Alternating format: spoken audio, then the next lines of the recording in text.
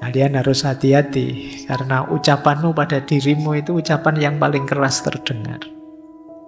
Kalau kamu sendiri nganggap dirimu bodoh, ya seperti itulah kamu menjalani hidupmu dan melihat ke sekelilingmu. Ini tips saja, trik saja mengembangkan positif mindset dan mengatasi negatif mindset. Karena kadang-kadang musuh besar kita adalah diri kita sendiri. Karena yang tahu rahasia jelek-jelek sampai detail tentang diri kita kan diri kita. Makanya kadang-kadang yang memberi kalimat-kalimat pedes pada diri kita itu banyaknya diri kita sendiri. Mengaji hening bersama Dr. Fahrudin Faiz. Mari kita simak. Yang dilihat hal negatifnya saja, yang dibayangkan problem-problemnya saja, sehingga dia pesimis, ragu-ragu, tidak puas.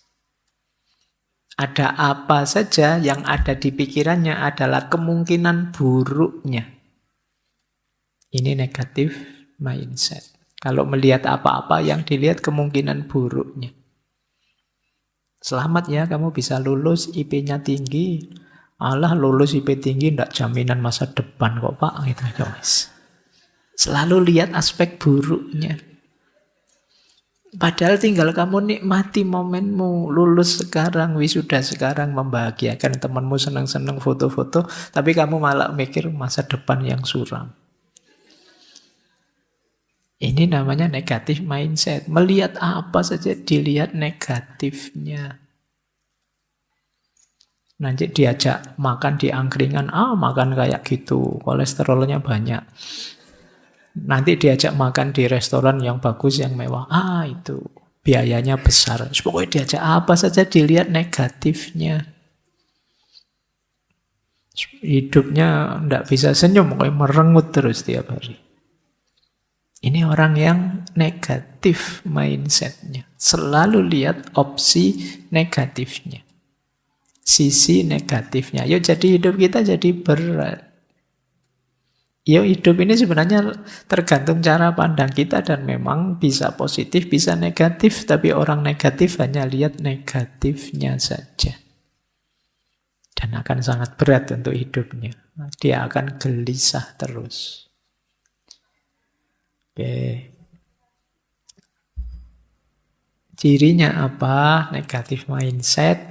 Nah, ini lawannya tadi ya. Lawannya positif mindset. Ciri pertama pesimis. Jadi pesimis itu akhirnya tidak percaya diri, terus ragu-ragu pada dirinya sendiri. Sudah, ini nanti jadi kuncinya sudah. Kebalikan dari yang positif tadi.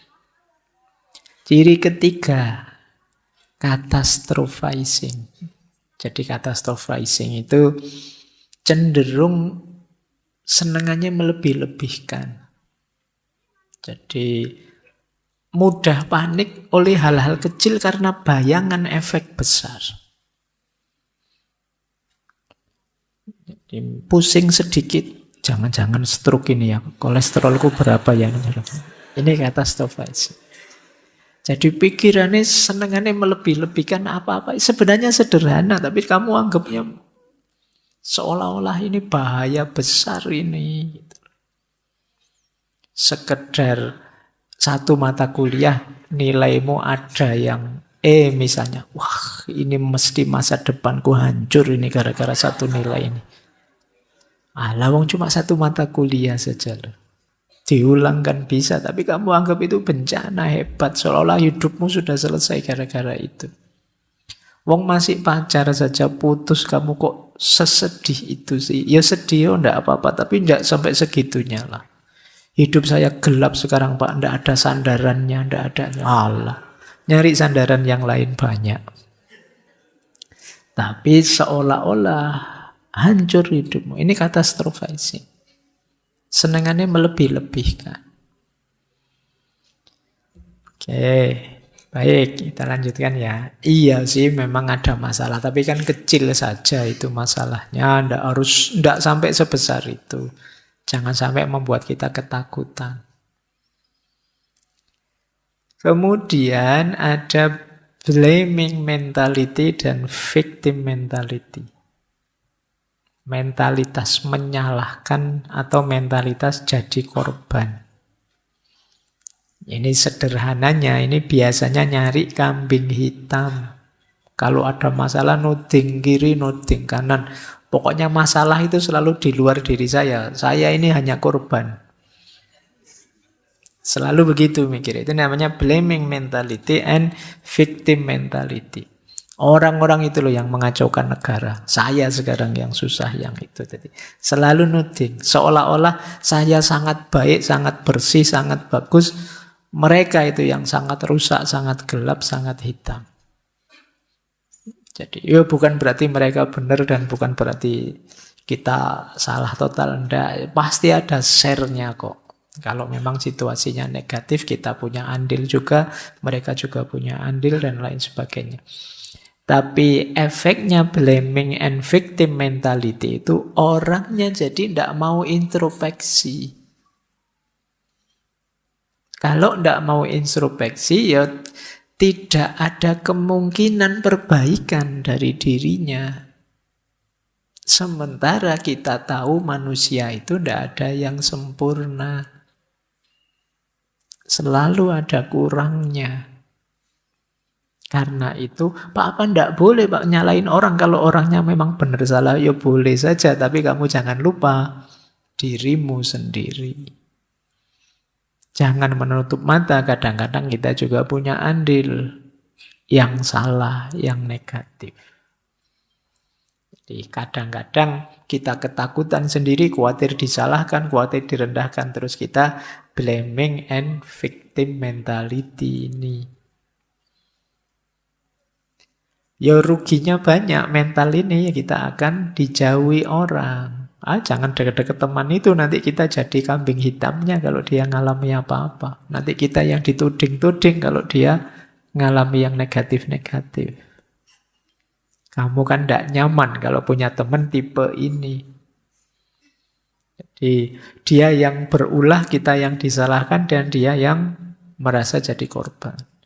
Sudah bagus misalnya makan kita traktir, terus perutnya mules, kita yang disalahkan. Oh kamu,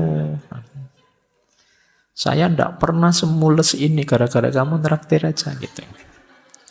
Itu blaming and victim mentality. Jadi pokoknya orang lain yang salah.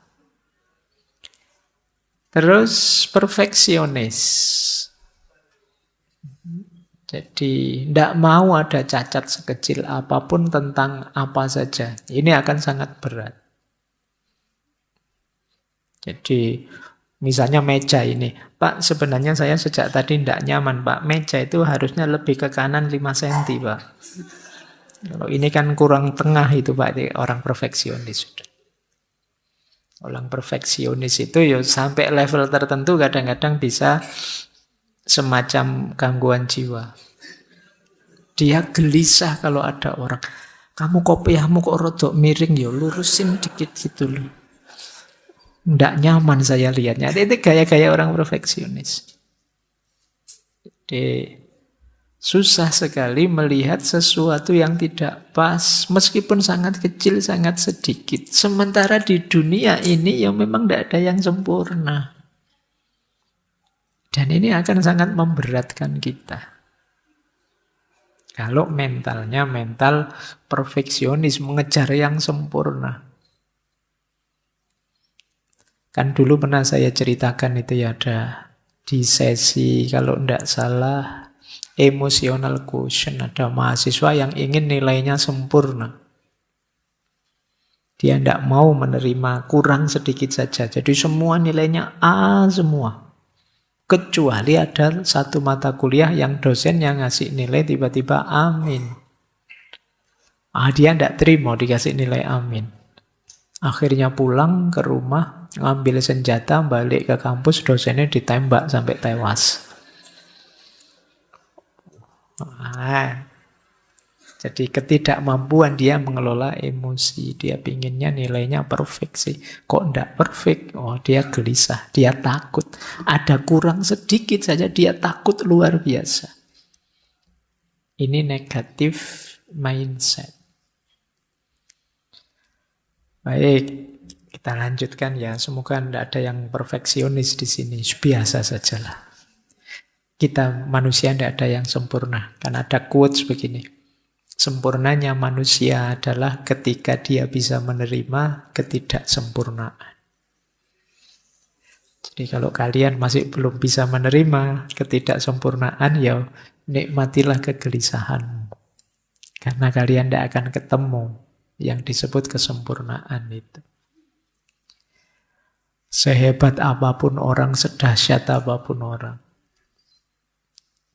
Wong kalau kata dalam Buddhisme kan ya takdir hidup ini kan penderitaan. Ada banyak hal yang kurang, ada banyak hal yang menyedihkan. Lanjut. Negatif self-talk juga jadi akarnya negatif mindset. Negatif self-talk itu apa? Ucapan kita pada diri kita yang serba negatif. Aku ini bodoh, aku ini nakal, aku ini the negative self-talk. Aku ini memang tidak bisa apa-apa. Aku ini memang orangnya jelek terus takdirnya, aku ini negative self-talk. Membawa pada pikiran negatif. Kalian harus hati-hati karena ucapanmu pada dirimu itu ucapan yang paling keras terdengar. Kalau kamu sendiri nganggap dirimu bodoh, ya seperti itulah kamu menjalani hidupmu dan melihat ke sekelilingmu. Perilakumu berarti ya perilaku orang, kamu nganggap dirimu bodoh, ya kamu seperti perilakunya orang bodoh nanti. Hati-hati dengan self-talk pada dirimu sendiri. Caranya, Pak, self-talk saya pada diri saya apa ya? Coba kamu tanya pada dirimu. Aku itu orang yang seperti apa sih? Itu kalau ada jawaban yang negatif, berarti ada self-talk yang negatif. Tapi kenyataannya ada negatifnya, Pak. Bahasakan secara positif. Ya saya hari ini masih belum bisa A semua nilai saya. Tapi insya Allah nanti kalau saya ulang setahun lagi nilai saya A semua. Ini namanya self-talk positif. Ya saya akui sih untuk studi saya kurang terlalu canggih. Tapi selain studi saya hebat. Main game saya hebat. Rebahan saya juara. Jadi self-talknya itu positif. Pokoknya adalah yang hebat dari saya. Jadi tidak terlalu menjatuhkan dirinya. Nah, negatif mindset kebalikannya positif mindset. Fokus pada masalah, bukan pada solusi. Kalau diberi tawaran solusi, dibantah. Karena dia selalu melihat alternatif negatifnya. Jadi kalau ada temannya usul, kalau begini bagaimana? Nanti kalau... itu terus gitu. Jadi selalu kamu cari alternatif negatifnya. Gimana ya besok ke kampus? Dijemput, Poh. Jangan dijemput, nanti orang nganggapnya pacaran. Ya enggak usah. Jalan kaki saja kalau jalan kaki capek. Terus kalau kan nyusahi gitu. Jadi dikasih solusi apapun mental. Jadi dia fokus pada masalah terus. Itu kan menyusahkan orang. Menyusahkan dirimu sendiri. Baik. Lanjut ya, wah waktunya. Negatif mindset ini ada yang bilang ada beberapa akarnya. Kenapa sih Pak orang kok bisa terus jadi negatif mindsetnya? Yang pertama biasanya karena pengalaman sebelumnya.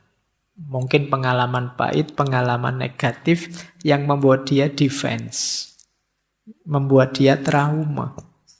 Sehingga pikirannya terus jadi serba negatif. Malah saya serius-serius, saya baik-baik, hasilnya juga negatif. Akhirnya terus dia pesimis dan putus asa. Ini pengalaman mempengaruhi pemahaman kita terhadap dunia. Kalau pengalaman itu negatif-negatif, cara pandang kita jadi negatif. Atau pengkondisian sosial budaya. Mungkin tradisi atau masyarakatnya memang cenderung mindsetnya negatif melihat hidup ini. Entah dengan cara yang seperti apa. Jadi mungkin lingkungan keluarga mengajarkan, mungkin sejak kecil banyak dikekang, banyak dilarang, banyak diancam, banyak ditakut-takuti, sehingga pikirannya jadi negatif. Stres yang kronis. Stres kronis itu stres berkepanjangan. Itu membuat orang putus asa. Terus jadi negatif secara berpikirnya. Allah, saya sudah bertahun-tahun susah, terus hidup saya. Mungkin memang garis hidup saya harus susah. Ini cara pandangnya jadi negatif. Mungkin takdir saya memang Allah itu ingin saya jadi contohnya orang-orang susah. Nah, ya, saya kebagian yang itu mungkin. Ya, ini terus jadi mindsetnya negatif. Karena dia mengalami stres berkepanjangan. Lagi-lagi perfeksionisme tadi jadi akarnya. Terus bias kognitif. Bias kognitif itu ada pembelokan dalam berpikir. Biasanya 3 hal negatif mindset itu bias kognitifnya. Yang pertama bias konfirmasi. Bias konfirmasi itu berpikir hanya milih yang negatif-negatif saja. Ada positifnya, ada negatifnya. Tapi dia mengkonfirmasi yang negatif saja karena mindsetnya negatif. Misalnya benci sama orang, orang ini kan biasanya ada baiknya, ada jeleknya. Tapi dia milih jeleknya saja atau milih baiknya saja. Ini namanya bias konfirmasi. Mencocokkan dengan kacamatanya dia sebelumnya. Ini sering jadi negatif mindset itu dia yang dia konfirmasi yang negatif terus. Sehingga dia tambah negatif secara berpikirnya.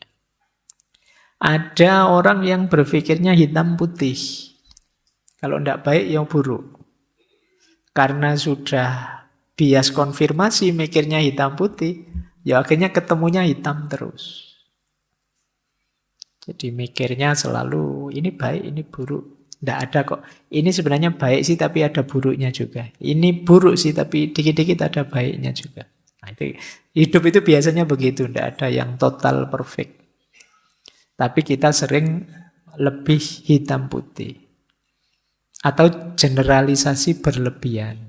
Kayak tadi, wah saya tidak lulus ujian ini, masa depan saya hancur ini. Ini berlebihan generalisasinya.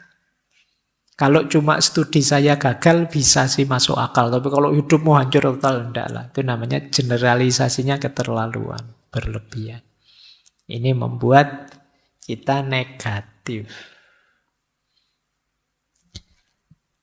Lanjut ya. Nah, ini tips saja, trik saja mengembangkan positif mindset dan mengatasi negatif mindset. Gimana Pak caranya biar saya bisa lebih positif, terhindar dari pikiran yang negatif, mindset yang negatif? Yang pertama, mari fokus pada kelebihan dan capaian-capaian. Terus kita bersyukur. Ini akan membuat kita positif. Saya bilang tadi, tidak mungkin kalau hidup kita negatif semua, minus semua. Pasti ada plusnya. Pasti ada anugerahnya. Minimal kita masih sehat, seperti saya bilang tadi. Minimal kita masih bernafas. Minimal kita masih punya banyak teman. Dan lain sebagainya. Pasti ada. Tidak ada Pak, ya kamu kurang jeli. Mungkin kamu bias konfirmasi tadi. Kalau kamu mau lebih objektif, lebih luas melihatnya, pasti banyak kok yang bisa disyukuri. Sepahit apapun, segelap apapun hidup kita. Yang kedua, tantanglah pikiran-pikiran negatif. Menantang itu maksudnya coba kamu tantang. Apa sih seandainya itu beneran terus efeknya apa? Itu menantang pikiran negatif. Kamu kok ndak bisa sepak bola ya misalnya. Jadi kamu tadi insecure, temanmu pinter sepak bola semua. Kalau kamu tantang itu, seandainya memang saya ndak bisa sepak bola kan ndak apa-apa toh. Apa memang harus bisa? Ini namanya nantang. Kamu kok ngajinya belum lancar gitu? Ngaji belum lancar itu kan urusan keseriusan belajar. Kalau saya belajar serius kan besok insya Allah bisa kan? Ya bisa. Jadi tantang terus. Jangan biarkan merajalela di kepalamu. Kamu sampai usia sekian kok belum punya pasangan. Tantang pikiran itu. Jadi, apa pentingnya punya pasangan sekarang misalnya? Iya. Jadi tantangan terus. Kadang-kadang overthinkingmu itu bisa membunuhmu. Kamu tantang pikiran yang bulat itu, ruwet itu. Seandainya memang begitu, mau apa? Seandainya memang seperti ini, tidak apa-apa toh, manusiawi toh, kamu gitu. Pikiran-pikiran negatif.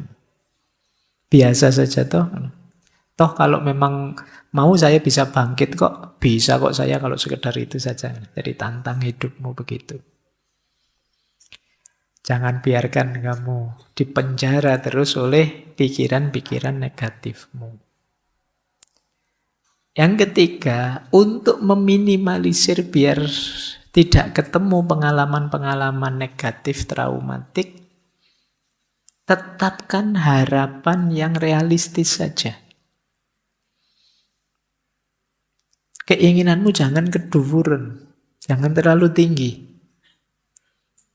Jadi, saya itu Pak cita-citanya bisa menikah dengan artis drama Korea yang itu misalnya. Keduren terlalu jauh, ruangnya berbeda sudah.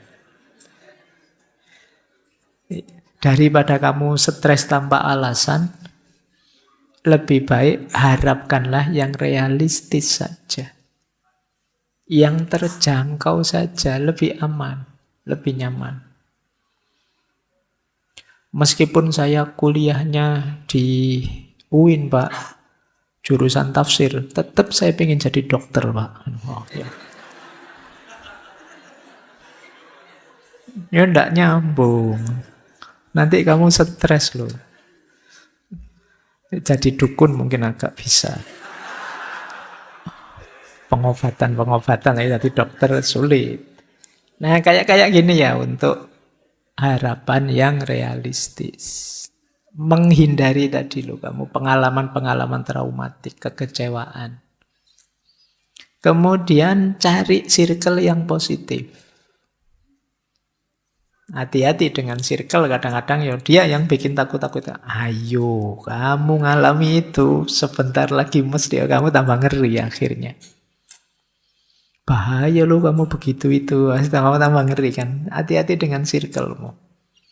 Kadang-kadang circle-mu yang bikin sesuatu jadi tambah negatif. Maka cari circle yang positif. Kemudian bikin afirmasi self-talk yang positif. Jadi saya bisa kok, saya mampu kok. Kalau belajar mungkin tidak lama, 2-3 bulan pasti saya kuasai itu. Paling lama 1 semester saya pasti, itu namanya self-talk positif. Kemarin-kemarin memang saya belum bisa, tapi pada saatnya saya bisa. Sebenarnya saya punya banyak bakat terpendam sih, ya karena terpendam saja jadi belum kelihatan sekarang. Nah, yuk bikin self-talk yang positif tentang diri kita. Karena kadang-kadang musuh besar kita adalah diri kita sendiri. Karena yang tahu rahasia jelek-jelek sampai detail tentang diri kita kan diri kita. Makanya kadang-kadang yang memberi kalimat-kalimat pedes pada diri kita itu banyaknya diri kita sendiri. Mungkin teman-teman ada yang sering, bodoh banget aku ini, jelek banget aku ini. Mungkin sering ada yang sering begitu. Itu kalau temanmu yang bilang gitu kan sudah kamu lawan, kamu jotosi itu. Tapi karena kamu sendiri yang bilang padamu tidak ada efeknya.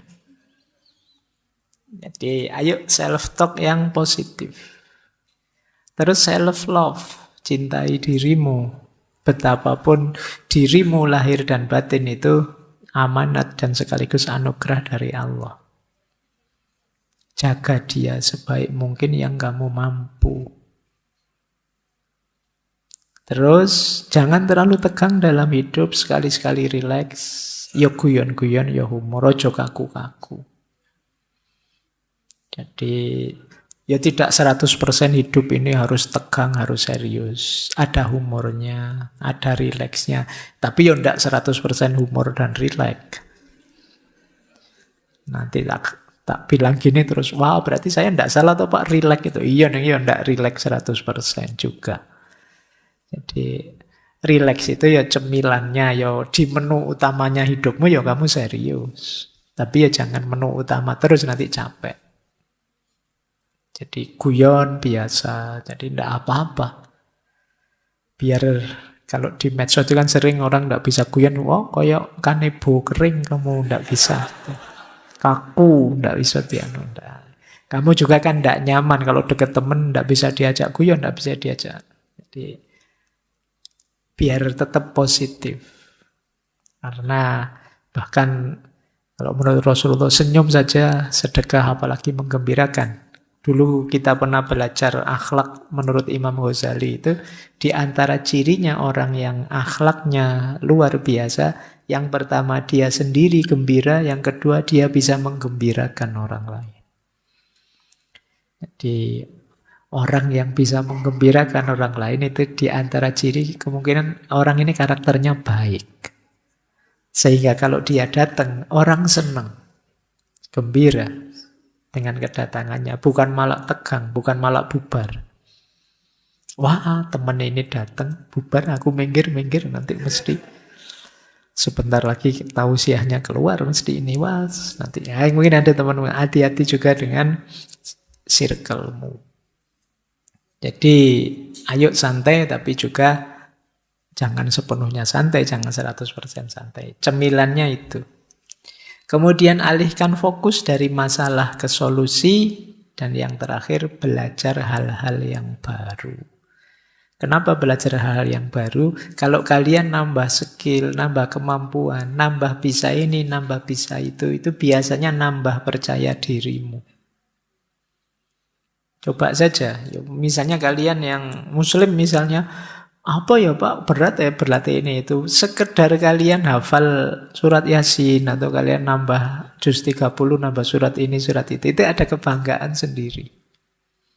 Pak, kemarin saya tidak hafal surat Al-Mulk, sekarang hafal Pak. Ya, lumayan, ada percaya dirimu meningkat. Dalam banyak aspek kalian boleh nambah skill. Wah, kemarin saya tidak bisa masak ini, sekarang bisa. Semakin nambah skill baru, semakin percaya dirimu meningkat. Kalian boleh bikin kurikulum untuk dirimu sendiri. Semester ini Pak, saya ingin mampu ini, bisa itu.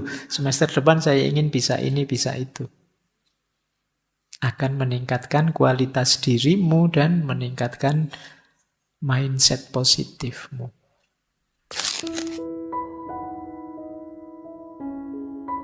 Terima kasih sudah menyimak. Semoga channel Mengaji Hening bersama Dr. Fahrudin Faiz selalu bisa memberikan ilmu, motivasi, dan kebermanfaatan. Salam sehat dan bahagia.